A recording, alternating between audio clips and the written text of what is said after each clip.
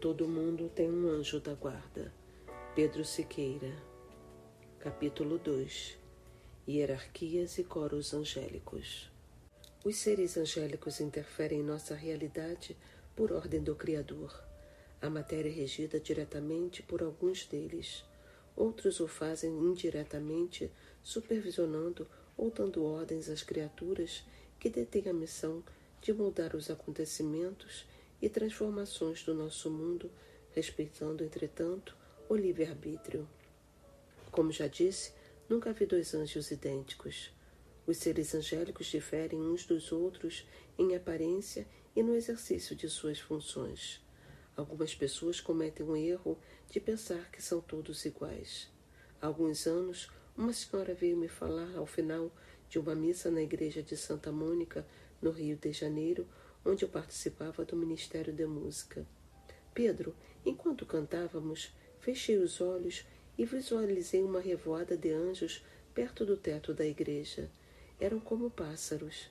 Todos iam e vinham juntos, de forma sincronizada, passando perto do altar. Uma cena linda. Não entendi, senhora. Como pássaros? Pedro, os anjos atuam em conjunto. Sempre fazem a mesma coisa. Não têm muita ideia de suas tarefas, pois obedecem cegamente aos comandos de Deus, acrescentou ela, confiante. Sinto muito, senhora, mas anjos que se comportam como se fossem pombos eu nunca vi. Aliás, os que eu conheço não se assemelham a passarinhos ou coisas do gênero, mas nunca me apareceu um com asas. Outro detalhe, eles têm livre-arbítrio como nós, humanos, obedecem a nosso Pai Celestial por amor. Não agem por instinto, cegamente, como a senhora está me dizendo. Anjos não se confundem com os humanos, nem com os animais em geral. Após ouvir isso, a mulher saiu raivosa da igreja, resmungando palavras que não ouvi bem, e foi se queixar em outro dia ao meu diretor espiritual, Frei Juan Antônio Gonzalez Espegel, um frade agostiniano recoleto. O frade depois me contou, bem-humorado, que também tentou, sem sucesso, explicar para aquela senhora que os anjos têm vontade própria e não trabalham nem se comportam como as aves. O fato de que os seres angélicos não são idênticos entre si não deveria nos causar espanto. Basta observarmos a raça humana. Somos diferentes uns dos outros, mas por vezes ouvimos de habitantes do Ocidente que os orientais são muito parecidos. Lá no Oriente existem aqueles que pensam o mesmo a respeito dos ocidentais. Se, todavia, perguntarmos para pessoas da mesma região se acham que fisicamente se parece, vão ficar chateadas e dizer com convicção que não. Por quê? Estão habituadas a ver seus traços distintivos dia após dia por diversas gerações. Outro exemplo é o caso dos gêmeos univitelinos. Quem não está habituado a conviver com eles acha que são seres humanos idênticos. Não conseguem perceber as diferenças que sem dúvida existem. Porém, os amigos e familiares não cometem o mesmo equívoco. Com absoluta tranquilidade, apontam quem é. Por quê? A explicação é igual à anterior. Estão acostumados a vê-los, logo enxergam os aspectos característicos. Seus olhos treinados não vão confundir um com o outro. Com os anjos ocorre o mesmo. Se a pessoa tem olhos espirituais capazes de vê-los, precisa estar habituada a tal prática para poder identificá-los sem fazer confusão. Por quê? Os anjos, da mesma forma que nós, têm traços padronizados. Em um primeiro momento, tais semelhanças chamam nossa atenção e os fazem parecidos aos nossos olhos. Isso vale para todas as categorias de seres angélicos. Existem funções comuns aos diversos grupos, mas cada anjo executa as tarefas a seu modo. Para compreender o que digo, basta mais uma vez pensar em nós. Dentro da medicina, existem diversas especialidades. No âmbito de cada um dos campos, os médicos têm formação parecida. Assim, todos os anestesistas diplomados pela mesma universidade provavelmente cursaram as mesmas matérias fundamentais, logo têm a mesma formação, Isso não significa, é claro, que exercem a medicina do mesmo modo. Cada um tem seu jeito. Além disso, há médicos mais talentosos que outros, com mais recursos culturais e intelectuais. Com os seres angélicos se dá algo similar. Seja como for, em cada coro encontram-se criaturas muito parecidas. Assim, aos olhos capazes de vê-las, mas com pouca experiência nessa prática, todos os arcanjos são iguais. Se, contudo, compararmos criaturas de coros diversos, vamos encontrar diferenças mais marcantes, como, por exemplo, anjos e virtudes. Não encontraremos qualquer traço de igualdade. As 3 hierarquias e os 9 coros celestes constituem as divisões que considero mais didática para classificarmos os seres angélicos. Os coros encontram-se agrupados de 3 em 3 dentro das hierarquias, conforme o seguinte esquema. Primeira hierarquia: serafins, querubins, tronos. Segunda hierarquia: dominações, virtudes, potestades. Terceira hierarquia: principados, arcanjos, anjos. A primeira hierarquia reúne os seres angélicos que estão mais próximos de Deus. Serafins, citados em Isaías 6, 2. Querubins, Gênesis 3, 24. Êxodo 25, 18. 1 Reis 6, 23. Salmos 18, 11. Ezequiel 10, 3. Daniel 3, 55. E tronos, Colossenses 1, 16. A segunda, um pouco mais afastada do Todo-Poderoso, é composta por dominações. Efésios 1, 21. Virtudes, Efésios 1, 21. E potestades, Efésios 1, 21. 1 Pedro 3, 22. Na terceira e última estão os principados. Colossenses 1, 16. Arcanjos, Tobias 3, 16, 17. Daniel 8, 16. 9, 21. 10, 13, 21. 12, 1. E anjos. Em nosso planeta atuam as criaturas da última hierarquia. As demais não têm ação direta sobre nossa realidade. Na ordem de importância, tomando-se por base os poderes que detêm e o comando que exercem aqui, temos em primeiro lugar os principados, a seguir os arcanjos e, por fim, os anjos. Explico um pouco mais sobre suas funções no capítulo seguinte, em conjunto com as visões que tive de cada uma dessas criaturas. Quais são, em geral, as funções dos outros coros? Consideremos os seres angélicos da primeira hierarquia. Os serafins, segundo a tradição católica, são espíritos incandescentes de fogo e refletem a imagem do amor de Deus. Os querubins, a sabedoria ou ciência do Criador. Os tronos, os juízos do Todo-Poderoso. Até o momento da publicação deste livro, não vi nenhuma dessas criaturas com meus olhos espirituais. Passando à segunda hierarquia, temos as dominações que, de acordo com a tradição católica, são livres de toda opressão, dominando e ordenando os espíritos angélicos inferiores.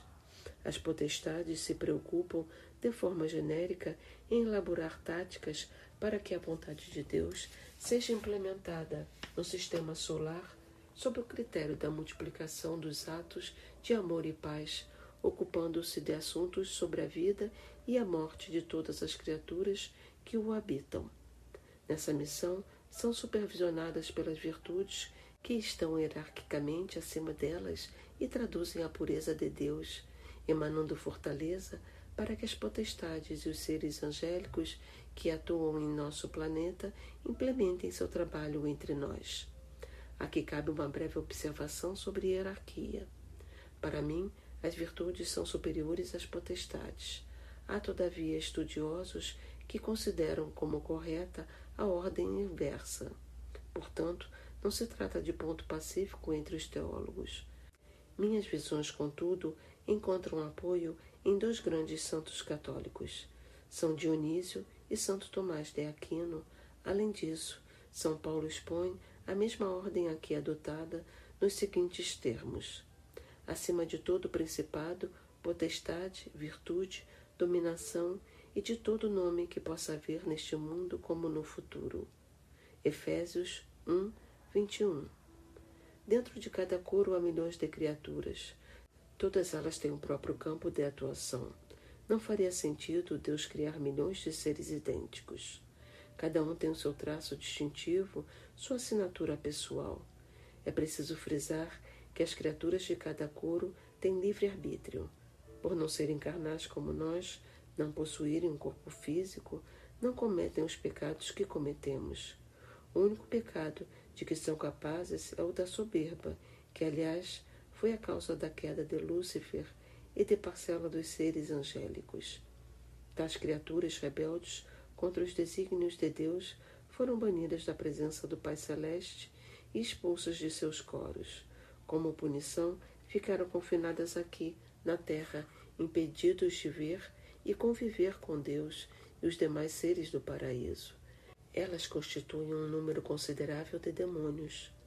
Os anjos, para usar o termo genérico e popular, que se encontram dentro do mesmo coro, não são idênticos.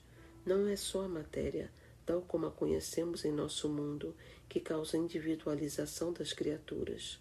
Nosso Pai Eterno e seus anjos são muito mais complexos do que nossa mente humana e a realidade terrena podem alcançar. Dou-lhes outro exemplo. O anjo da guarda de meu filho, como já escrevi, é um arcanjo. São Miguel também pertence ao mesmo coro. Ao se materializarem diante de meus olhos, em diversas oportunidades, notei traços característicos do coro de onde provém. Por exemplo, seus rostos são mais angulosos do que os dos integrantes do coro dos anjos. Sua luz brilha de forma mais intensa. Os olhos têm uma luminosidade distinta e os cabelos parecem mais densos. Ao mesmo tempo, porém, percebi diferenças interessantes. A cor dos cabelos e dos olhos, a altura, o pescoço, as mãos, utensílios. São Miguel tem cabelos que se assemelham a fogo, enquanto os dos arcanjos de meu filho, de nome V, são violeta. Miguel é aproximadamente meio metro mais alto do que V, e seu pescoço é um pouco mais grosso. O guardião não costuma trazer qualquer utensílio, já São Miguel sempre aparece com sua espada de fogo nas mãos, que parecem ter contorno mais definido, menos etéreo que as de V. Suas funções também diferem. V tem habilidades ligadas ao tratamento emocional e espiritual das pessoas. O comandante da milícia celeste atua no combate espiritual. Até a data da publicação deste livro, fizeram-se visíveis aos meus olhos integrantes dos seguintes coros: anjos, arcanjos, principados, potestades e virtudes. Dentre as criaturas a que tive acesso, algumas revelaram seus nomes. Por vezes, a nomenclatura é masculina, em outras feminina, mas trata-se apenas de uma questão de denominação, pois nenhum ser angélico tem sexo. Para que fique claro, anjos não são homens nem mulheres. São puro espírito.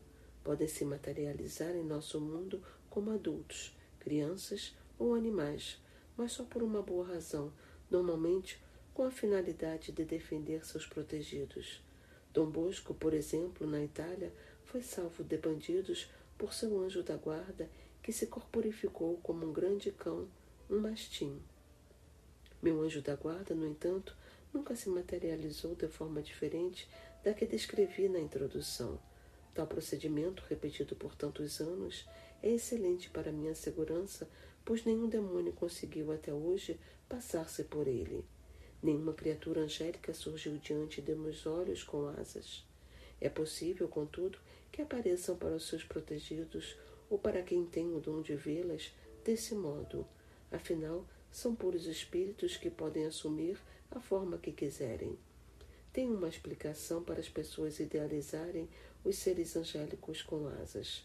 Como eles não estão sujeitos à gravidade, já que não possuem corpo físico, dão a impressão de estarem, na maior parte das vezes, voando.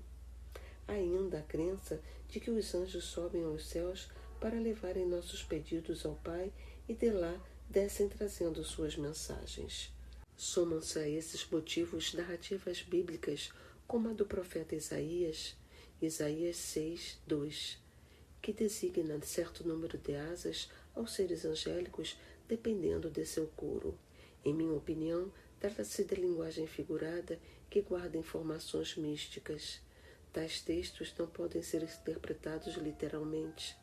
Penso que esse conjunto de fatores fez com que os artistas, desde tempos remotos, retratassem os anjos com asas. Considero muito interessantes as informações da irmã Lúcia, uma das videntes de Nossa Senhora de Fátima, sobre a aparição que lhe fez o anjo de Portugal na primavera de 1916, na Loca do Cabeço. Em suas memórias ela escreve: começamos a ver a alguma distância sobre as árvores que se estendiam em direção ao nascente uma luz mais branca que a neve, com a forma de um jovem, transparente, mais brilhante que um cristal atravessado pelos raios do sol. À medida que se aproximava, íamos-lhe distinguindo as feições. Nada de asas. Aliás, os romeiros que vão ao santuário de Fátima podem adquirir, nas lojas de artigos religiosos, a imagem do tal anjo, também sem asas. Ao contrário dos humanos, anjos não se reproduzem. Só o Pai Todo-Poderoso pode multiplicá-los por meio de sua vontade. Não sei dizer ao certo em que era eles foram criados por Deus. A única informação que tenho me foi dada por I. Quando o questionei a respeito do assunto, ele me respondeu: Pedro, o Senhor do Universo, me criou antes de fazer a terra. Portanto, calculo que boa parte dos seres angélicos existe há mais tempo que nosso planeta.